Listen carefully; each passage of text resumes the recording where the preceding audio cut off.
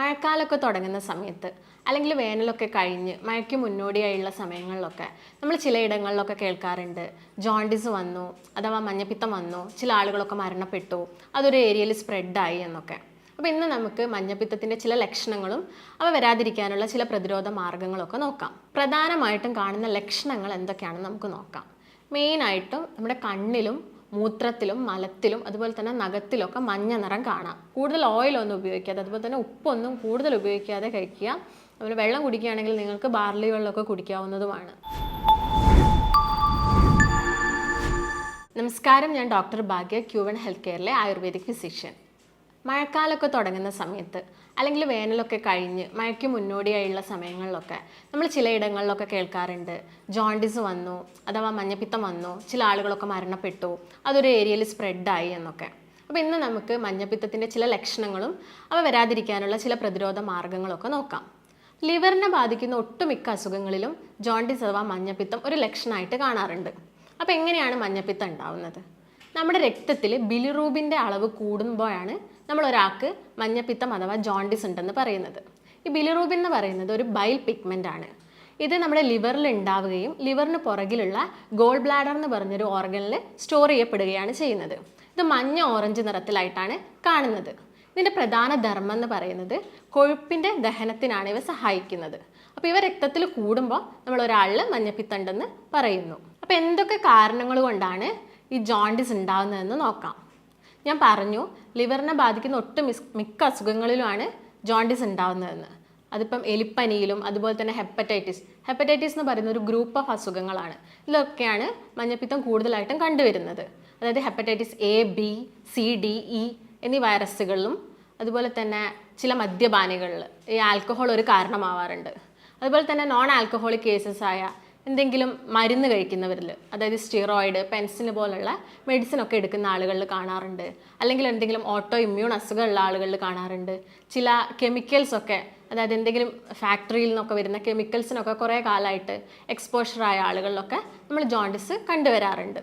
മഞ്ഞപ്പിത്തത്തിനുള്ളൊരു പ്രധാന കാരണം ഹെപ്പറ്റൈറ്റിസ് ആണെന്ന് ഞാൻ പറഞ്ഞു. അതൊരു ഗ്രൂപ്പ് ഓഫ് അസുഖമാണ്, വൈറസ് കാരണം ഉണ്ടാകുന്ന അസുഖമാണ്. അത് നമുക്കിന്ന് എന്താണ് ഹെപ്പറ്റൈറ്റിസ് എന്ന് നോക്കാം. അത് മെയിനായിട്ട് രണ്ട് തരത്തിലാണുള്ളത്. ഒന്ന് അക്യൂട്ട് ഹെപ്പറ്റൈറ്റിസും മറ്റൊന്ന് ക്രോണിക് ഹെപ്പറ്റൈറ്റിസും. അക്യൂട്ട് ഹെപ്പറ്റൈറ്റിസ് എന്ന് പറയുന്നത് ഇതൊരു 6 മന്തിൻ്റെ ഉള്ളിൽ തന്നെ ക്യൂർ ആവും. ഒരു പേഷ്യൻറ്റിന് മഞ്ഞപ്പിത്തം വരികയാണെങ്കിൽ അതൊരു 6 മന്തിൻ്റെ ഉള്ളിൽ തന്നെ ക്യൂർ ആവും. അത് പെട്ടെന്ന് വരുന്നതായിരിക്കാം. അതുപോലെ തന്നെ ക്രോണിക് എന്ന് പറയുന്നത് അതൊരു 6 മന്തിൻ്റെ മുകളിൽ ഒരാളിൽ കിടക്കും. കൂടുതലായിട്ടും ഈ ആൽക്കഹോളൊക്കെ ഉപയോഗിക്കുന്ന ആളുകളിലാണ് ഇത് കണ്ടുവരുന്നത്. അതുപോലെ തന്നെ വൈറസിൻ്റെ അടിസ്ഥാനത്തിലാണെങ്കിൽ നമുക്ക് A, B, C, D, E എന്നീ ഹെപ്പറ്റൈറ്റിസ് കാണുന്നുണ്ട്. അതിൽ ഹെപ്പറ്റൈറ്റിസ് എ എന്ന് പറയുന്നത് മെയിനായിട്ടും വെള്ളത്തിലൂടെ വരുന്നതാണ്. നമ്മൾ കുടിക്കുന്ന വെള്ളത്തിലൂടെയും അതുപോലെ തന്നെ കെട്ടിക്കിടക്കുന്ന വെള്ളത്തിലൂടെയൊക്കെ വരുന്നതാണ് ഹെപ്പറ്റൈറ്റിസ് എ എന്ന് പറയുന്നത്. ഹെപ്പറ്റൈറ്റിസ് എ പെട്ടെന്ന് വരാനുള്ള ചാൻസ് ഉണ്ട്. ഇത് വന്നു കഴിഞ്ഞാൽ ഒരു 60% ആളുകളിൽ 2 മാസത്തിനുള്ളിൽ ക്യൂർ ആവും. അതുപോലെ തന്നെ ബാക്കിയുള്ള ആളുകളിലാണെങ്കിൽ ഒരു 6 മന്തിൻ്റെ ഉള്ളിൽ തന്നെ ഇത് ക്യൂർ ആവാറുണ്ട്. ഹെപ്പറ്റൈറ്റിസ് എ കുട്ടികളിലും അതുപോലെ തന്നെ പ്രായമായവരിലൊക്കെ വരികയാണെങ്കിൽ ഈ വൈറസ് ഒരു മാസത്തോളം ശരീരത്തിൽ കിടക്കും. അതുപോലെ തന്നെ ഹെപ്പറ്റൈറ്റിസ് എ ഒരു തവണ വന്നാൽ ലൈഫ് ലോങ് ഇമ്മ്യൂണിറ്റിയാണ് കൊടുക്കുക എന്നൊക്കെ പറയും. പക്ഷെ നമ്മൾ ശ്രദ്ധിച്ചിട്ടില്ലെങ്കിൽ അത് വീണ്ടും വരാനുള്ളൊരു ചാൻസ് ഉണ്ട്. പിന്നെ ഹെപ്പറ്റൈറ്റിസ് എ വരുന്നത് ഞാൻ പറഞ്ഞു വെള്ളത്തിലൂടെയൊക്കെയാണെന്ന്. അതായത് മെയിനായിട്ട് നമ്മൾ ഈ ജ്യൂസ് കഴിക്കുന്ന സമയത്ത്, പുറത്തുനിന്നൊക്കെ ജ്യൂസ് കഴിക്കുമ്പോഴും അതുപോലെ തന്നെ ഈ ജ്യൂസർ മെഷീൻസിലൊക്കെയാണ് ഇതിൻ്റെ വൈറസ് കണ്ടുവരുന്നത്. അപ്പോൾ നമ്മൾ അതൊക്കെ മാക്സിമം ഒഴിവാക്കാൻ ശ്രദ്ധിക്കുക. ഇതിൻ്റെ ഒരു ഇൻക്യുബേഷൻ ടൈം എന്ന് പറയുന്നത്, ഈ വൈറസ് നമ്മുടെ ശരീരത്തിൽ കയറിയാൽ ഒരു 10 മുതൽ 25 ദിവസം കഴിഞ്ഞിട്ടാണ് രോഗം പുറത്തേക്ക് കണ്ടുവരുന്നത്. ഇനി നമുക്ക് ഹെപ്പറ്റൈറ്റിസ് ബിനെ കുറിച്ച് നോക്കാം.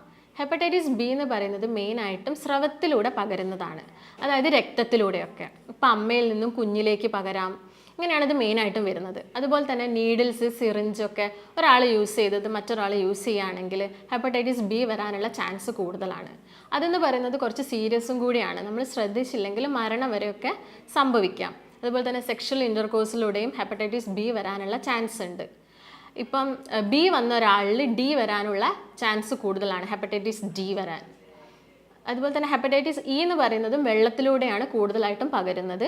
അതും വന്നാൽ കുറച്ച് സീരിയസ് ആവാനുള്ള ചാൻസ് ഉണ്ട്, മരണമൊക്കെ സംഭവിക്കാം. അതുകൊണ്ട് നമ്മൾ ജോണ്ടിസിന് ഒരു ചെറിയൊരു ഒരു ലക്ഷണമായിട്ട് മാത്രം കാണരുത്, അത് പ്രോപ്പറായിട്ടുള്ള കെയറും ട്രീറ്റ്മെൻറ്റും ഒക്കെ നമ്മൾ കൊടുക്കണം. ഹെപ്പറ്റൈറ്റിസ് അല്ലെങ്കിൽ ജോണ്ടിസ് വന്ന ഒരാളിൽ പ്രധാനമായിട്ടും കാണുന്ന ലക്ഷണങ്ങൾ എന്തൊക്കെയാണെന്ന് നമുക്ക് നോക്കാം. മെയിനായിട്ടും നമ്മുടെ കണ്ണിലും മൂത്രത്തിലും മലത്തിലും അതുപോലെ തന്നെ നഖത്തിലൊക്കെ മഞ്ഞ നിറം കാണാം. നോസിൻ്റെ അതായത് മൂക്കിൻ്റെ അറ്റത്ത് മഞ്ഞ നിറം കാണാം. അതുപോലെ വിശപ്പില്ലായ്മ ഒരു പ്രധാന ലക്ഷണമാണ്. ശോധനക്കുറവ്, മലബന്ധം കാണാം. അതുപോലെ തന്നെ ശരീരത്തിലൊക്കെ ചൊറിച്ചിലുണ്ടാവാം ചില ആളുകളിൽ, വയറുവേദന അനുഭവപ്പെടാം. ചില ആളുകളിലാണെങ്കിൽ ഓക്കാനവും ഛർദിയും ഉണ്ടാവാം, ഭയങ്കരമായിട്ടുള്ള ക്ഷീണം ഉണ്ടാവാം, പനി, കുളിര്, ഇതൊക്കെയാണ് പ്രധാനമായിട്ട് നമ്മൾ മഞ്ഞപ്പിത്തമുള്ള ഒരാളിൽ കണ്ടുവരുന്ന ലക്ഷണങ്ങൾ. ഹെപ്പറ്റൈറ്റിസ് എ ആണ് നമ്മൾ വളരെ കോമൺ ആയിട്ട് കണ്ടുവരുന്ന ഹെപ്പറ്റൈറ്റിസ് എന്ന് പറയുന്നത്. ബിനേക്കാളും കൂടുതലായിട്ട് കണ്ടുവരുന്നത് ഹെപ്പറ്റൈറ്റിസ് എ തന്നെയാണ്. ഞാൻ നേരത്തെ പറഞ്ഞു, ബിലിറൂബിൻ രക്തത്തിൽ കൂടുമ്പോഴാണ് മഞ്ഞപ്പിത്തം ഒരാളുണ്ടെന്ന് നമ്മൾ പറയുന്നത്. അപ്പോൾ മഞ്ഞപ്പിത്തം എന്ന് പറയുന്നത് 2 രീതിയിൽ വരാം. ബിലിറൂബിൻ ലിവറിൽ ഉണ്ടാവുന്നതിന് മുൻപും ചില ആളുകളിൽ ജോണ്ടിസ് കണ്ടുവരാം. അതുപോലെ തന്നെ ബിലിറൂബിൻ ചില ആളുകളിൽ ഉണ്ടായതിന് ശേഷവും ജോണ്ടിസ് കാണാം. ബിലിറൂബിൻ പ്രൊഡക്ഷന് മുൻപുള്ളതിനെ നമ്മൾ അൺകോൺജുഗേറ്റഡ് ജോണ്ടിസ് എന്നാണ് പറയുന്നത്.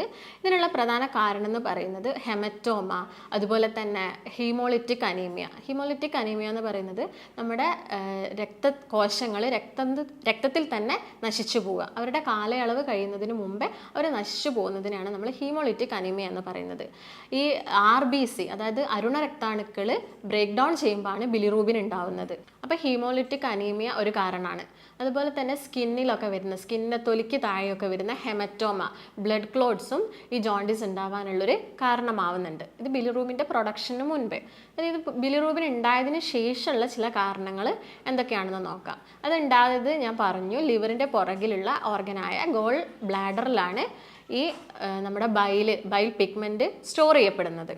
അപ്പോൾ അത് ഉണ്ടായതിന് ശേഷം ഉണ്ടാകുന്ന ചില കാരണങ്ങൾ, ഒന്ന് ഗോൾ സ്റ്റോൺ ഒരു കാരണമാണ്. അതുപോലെ തന്നെ ഗോൾ ബ്ലാഡറിന് വരുന്ന എന്തെങ്കിലും ഇൻഫെക്ഷൻസ്, അതുപോലെ തന്നെ ഗോൾ ബ്ലാഡറിന് വരുന്ന മറ്റെന്തെങ്കിലും ട്യൂമേഴ്സ്, അതുപോലെ തന്നെ പാൻക്രിയാസിന് വരുന്ന വല്ല ട്യൂമേഴ്സൊക്കെ ഇങ്ങനെയുള്ളൊരു ജോണ്ടിസ് ഉണ്ടാവാനുള്ളൊരു കാരണമാവുന്നുണ്ട്. അപ്പോൾ എന്തൊക്കെ ആണ് ഇതിൻ്റെ കോംപ്ലിക്കേഷൻസ് എന്ന് നമുക്ക് നോക്കാം. മെയിനായിട്ട് കാണിക്കുന്ന ചില സങ്കീർണതകൾ എന്തൊക്കെയാണെന്ന് നമുക്ക് നോക്കാം.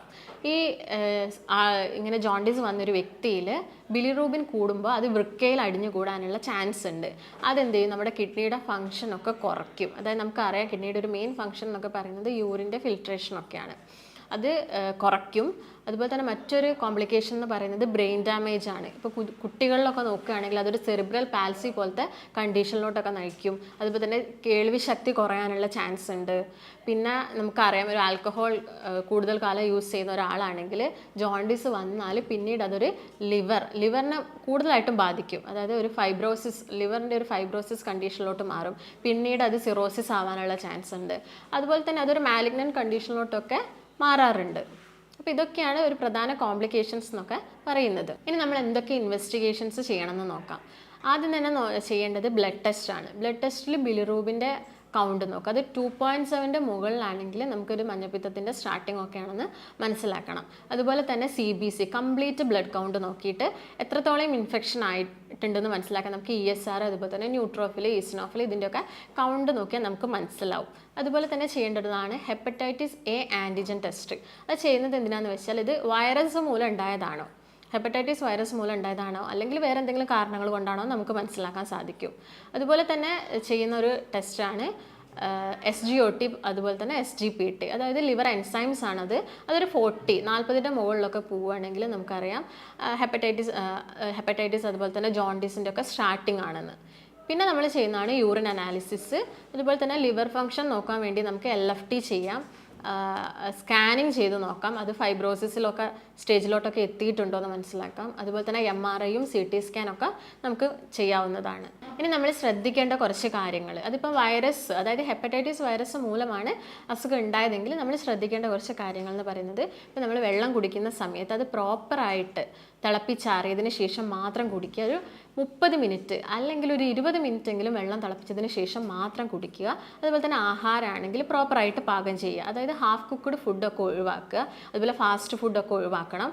അതുപോലെ തന്നെ ശ്രദ്ധിക്കേണ്ട ഒരു കാര്യമാണ് വൃത്തിയുള്ള ടോയ്ലറ്റ്സ്, വാഷ്റൂംസ് ഒക്കെ യൂസ് ചെയ്യുക. കാരണം ഈ വൈറസ് പെട്ടെന്ന് സ്പ്രെഡ് ആവാനുള്ള ചാൻസ് കൂടുതലാണ് ഇങ്ങനെയുള്ള വൃത്തിഹീനമായ സ്ഥലങ്ങളിൽ നിന്നൊക്കെ.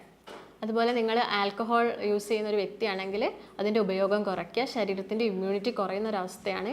അപ്പോൾ ഈ വൈറസുകൾക്കും പെട്ടെന്ന് പിടിപെടാൻ ചാൻസ് ഉണ്ട്. അതുപോലെ തന്നെ ആൽക്കഹോളിക് ജോണ്ടിസ്, മഞ്ഞപ്പിത്തം വരാനുള്ള ഒരു ചാൻസും കൂടിയുണ്ട്. അതുപോലെ തന്നെ എന്തെങ്കിലും കെമിക്കലൊക്കെ ആയിട്ട് എക്സ്പോഷർ ചെയ്യുന്ന ഒരു വ്യക്തിയാണെങ്കിൽ അത് മാക്സിമം കുറച്ച് കണ്ടുവരാൻ ശ്രദ്ധിക്കുക. സെഡിമെൻ്ററി ലൈഫൊക്കെ ആണെങ്കിലും അതും ഒഴിവാക്കുക. ഇനി നമ്മൾ ഭക്ഷണത്തിൽ ശ്രദ്ധിക്കേണ്ട ഒരു കാര്യം, അപ്പോൾ ഞാൻ പറഞ്ഞു ലിവറിനെ ബാധിക്കുന്ന എല്ലാ അസുഖത്തിലും നമ്മൾ മഞ്ഞപ്പിത്തം കാണാറുണ്ട്. അപ്പം നമ്മൾ ലിവറിന് മാക്സിമം ജോലി ഭാരം കൊടുക്കാതെ നിൽക്കുക, അതായത് മാക്സിമം റെസ്റ്റ് എടുക്കുക. പിന്നെ ഭക്ഷണത്തിൽ നോക്കുകയാണെങ്കിൽ ഓയിലി ഫുഡ് കുറയ്ക്കുക, ഉപ്പടങ്ങിയ ഭക്ഷണത്തിൻ്റെ ഉപയോഗം കുറയ്ക്കുക. ഫാസ്റ്റ് ഫുഡ്, അതുപോലെ തന്നെ ജങ്ക് ഫുഡ്, ഫ്രൈഡ് ഐറ്റംസ് ഇതൊക്കെ കുറയ്ക്കുക. ഷെൽ ഫിഷ്, ഈ ഞണ്ട്, കക്ക അവയൊക്കെ പരമാവധി ഒഴിവാക്കുക. ഇതൊക്കെ നിങ്ങൾ ശ്രദ്ധിക്കേണ്ട ഒരു കാര്യമാണ്. ഇപ്പോൾ വെള്ളം തിളപ്പിക്കുകയാണെങ്കിലും കുറേ സമയം തിളപ്പിച്ചതിന് ശേഷം മാത്രം കുടിക്കുക, അല്ലെങ്കിൽ ഈ വൈറസ് പെട്ടെന്ന് പെരുകാനുള്ള ചാൻസ് കൂടുതലാണ്.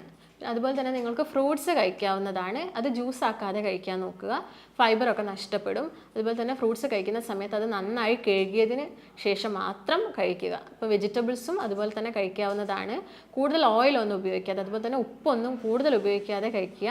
അതുപോലെ വെള്ളം കുടിക്കുകയാണെങ്കിൽ നിങ്ങൾക്ക് ബാർലി വെള്ളമൊക്കെ കുടിക്കാവുന്നതുമാണ്. അപ്പോൾ ഇത്രയും കാര്യങ്ങളൊക്കെ നിങ്ങൾ ശ്രദ്ധിക്കുകയാണെങ്കിൽ ഈ ജോണ്ടിസ് വരുന്നതൊക്കെ നിങ്ങൾക്ക് ഒരു പരിധി വരെ തടയാൻ സഹായിക്കും. അപ്പോൾ ഇങ്ങനെ ലക്ഷണങ്ങളൊക്കെ ആയിട്ട് ഒരു പേഷ്യൻ്റ് വരികയാണെങ്കിൽ നമ്മൾ പ്രോപ്പറായിട്ടുള്ള അനാലിസിസ് ഒക്കെ ചെയ്തിട്ട് ലാബ് ടെസ്റ്റുകളൊക്കെ നിർദ്ദേശിച്ച് വേണ്ട ഡയറ്റും അതുപോലെ തന്നെ ആയുർവേദിക് മെഡിക്കേഷൻസും നൽകുന്നതായിരിക്കും. അപ്പോൾ നമുക്ക് മറ്റൊരു നല്ല വീഡിയോ ആയിട്ട് വീണ്ടും കാണാം. നന്ദി.